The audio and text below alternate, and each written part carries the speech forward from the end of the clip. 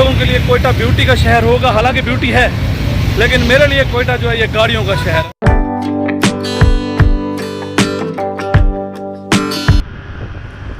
अस्सलाम वालेकुम, उम्मीद करता हूँ कि तमाम अहबाब दोस्त खैरियत से होंगे। मैं हूँ इमरान पिताफ़ी और आप देख रहे हैं इमरान पिताफ़ी व्लॉग्स।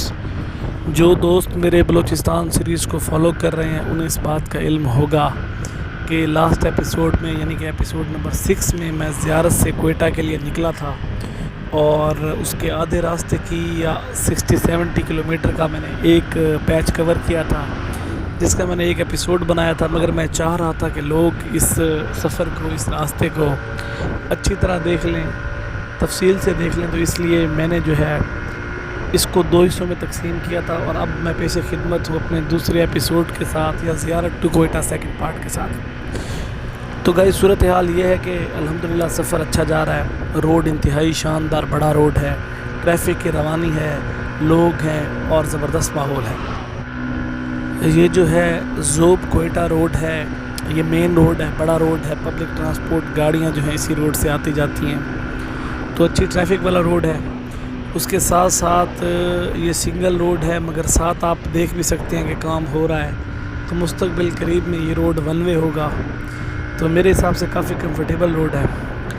उसके अलावा लैंडस्केप इंतहाई खूबसूरत, जिस तरह पहले हम लोगों ने लैंडस्केप ज़ियारत में देखा था, ज़ियारत होते हुए रास्ते में देखा था, यहाँ भी उसी तरह का है। बहरहाल एक बात तो आपको तस्लीम करनी पड़ेगी कि बलूचिस्तान के शशके हैं, कोयटा के शशके हैं। अभी जो है कोयटा की हदूद शुरू नहीं हुई, तो पहले हम बोस्तान की हदूद में होंगे, उसके बाद फिर जो है आपके कोयटा की हदूद स्टार्ट होगी, तो उसमें भी कोयटा शहर का अच्छा खासा डिस्टेंस होगा और उसके बाद जाकर कोयटा शहर शुरू होगा। तो चूँकि ये मेरा पहला विज़िट है, इसीलिए ये जगह मेरे लिए नई है, ये एक्सपीरियंस मेरे लिए नया है।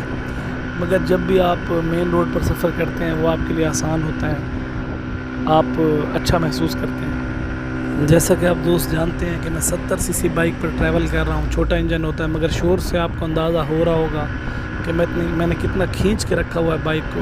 125 होती तो पता नहीं क्या होता। 125 का अक्सर दोस्त मुझसे पूछते हैं कि आप 125 यूज़ क्यों नहीं करते, तो 125 को अवॉइड करने का एक सबसे बड़ा रीज़न उसका शोर भी है। एक तो वैसे भी 125 जो है थोड़ी सी कंफर्टेबल बाइक नहीं है मेरे हिसाब से, मैं हल्की बाइक को इस्तेमाल करना पसंद करता हूँ। और उसके साथ साथ जो 125 का शोर है लगातार, यकीन कीजिए कानों पर जो है बड़ा दबाव बनाता है। तो अब आप मेरे दाएं साइड देख सकते हैं क्या खूबसूरत नज़ारा है, कितने खूबसूरत दरख्त हैं। और बलूचिस्तान की यही खूबी है कि आप अचानक से खूबसूरत नज़ारों में आ जाते हैं, ऐसे दरख्तों में आ जाते हैं, ऐसे हरियाली में आ जाते हैं। और यही फ़ील जो है मुझे गिलगित बल्तिस्तान में भी आती है। हालांकि वो इलाका इससे ज़्यादा सख्त है, ज़्यादा बंजर है, कहीं कहीं आबादी होती है, पानी होता है और वहाँ जो है खूबसूरत पौधे होते हैं, सब्ज़ा होता है। तो ज़्यादा खुश्की या ज़्यादा बंजरपन देखने के बाद सब्ज़े की अपनी एक अहमियत है, सब्ज़ा आँखों को ज़्यादा भाता है। तो बहरहाल लैंडस्केप का मैं तो फ़ैन हूँ। मैं बार बार एक ही बात पे ज़ोर दे रहा हूँ कि यकीन कीजिए वैरायटी यहाँ है।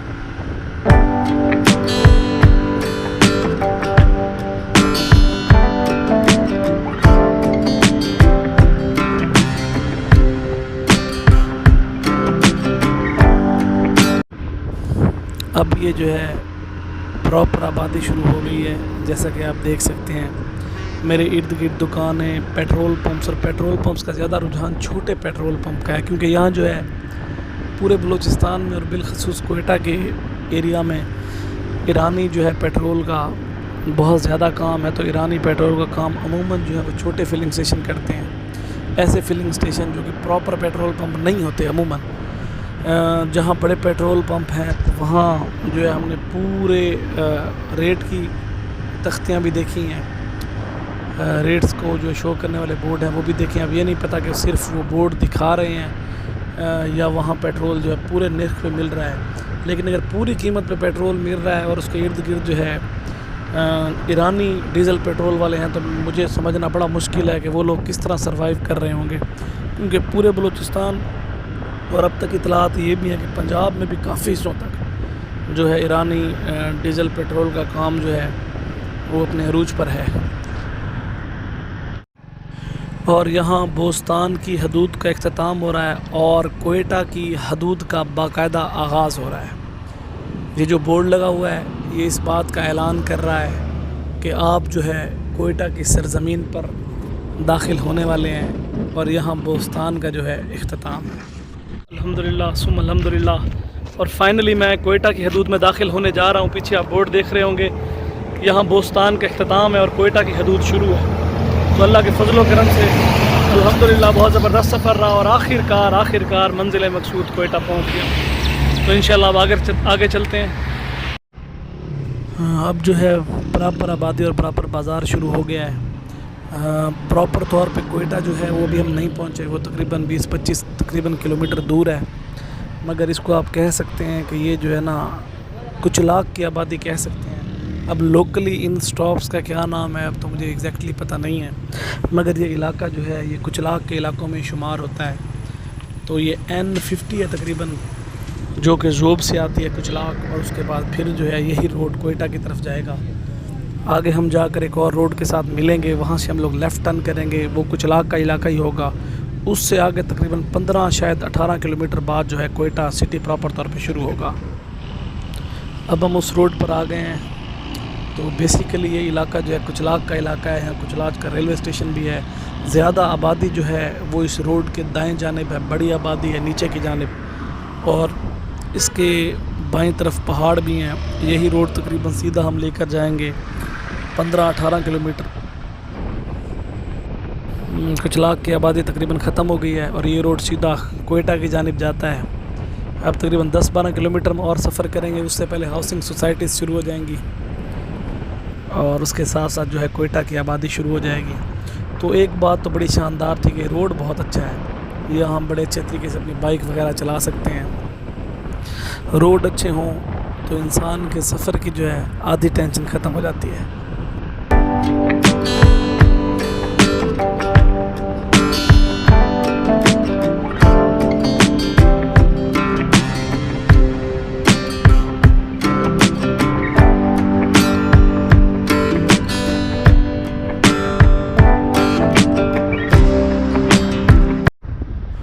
कोयटा शहर का प्रॉपर तौर पर आगाज़ हो चुका है और ये सामने ही बोर्ड खड़ा है जो कि हमें कोयटा शहर में वेलकम कर रहा है।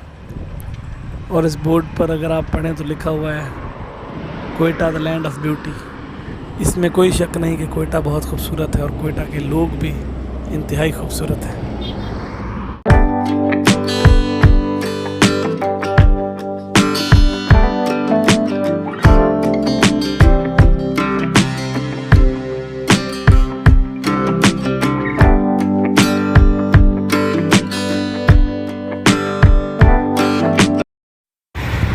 अल्हम्दुलिल्लाह दोस्तों, मैं कोयटा शहर की हदूद में बाकायदा तौर पर दाखिल हो चुका हूँ। ये मेरे पीछे आपको बोर्ड नज़र आ रहा होगा, नज़र उल्टा आ रहा होगा क्योंकि सेल्फ़ी कैम है, और ये खड़ी है मेरी बाइक और ये है welcome to Quetta the land of beauty. इसमें कोई शक नहीं है कि लैंड ऑफ ब्यूटी है। तो इंशाल्लाह आगे चलते हैं, इस खूबसूरत शहर को देखते हैं। ये है जी कोयटा शहर, और कोयटा शहर का फ़र्स्ट इम्प्रेशन जो है बड़ा शानदार है। कोयटा की ये साइड यकीनन नई आबादी होगी, इंतहाई खूबसूरत लग रही है। बड़ा खूबसूरत रोड, साफ़ सुथरा माहौल, बहुत अच्छी अच्छी बिल्डिंग्स, DHABC साइड था, हाउसिंग सोसाइटीज़ भी हैं। तो कोयटा हमें पसंद आ रहा है।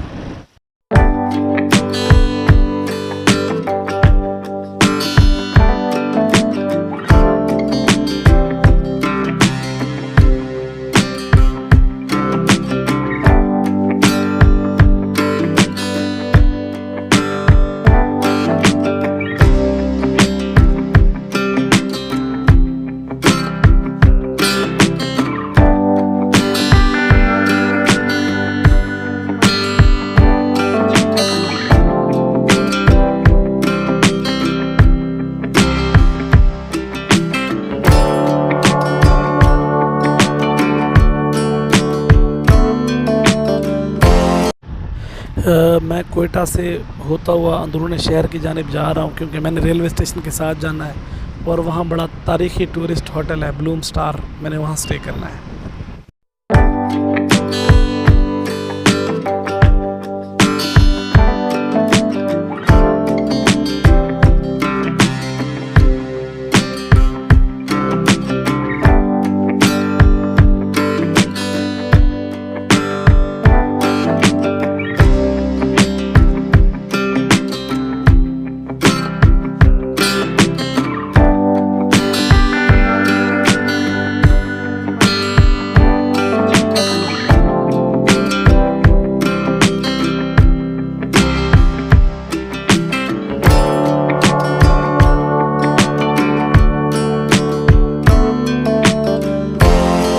दोस्तों मैं कोयटा विज़िट कर रहा हूँ और अभी मैं गाड़ियों की स्पेयर पार्ट्स वाली मार्केट में गया था।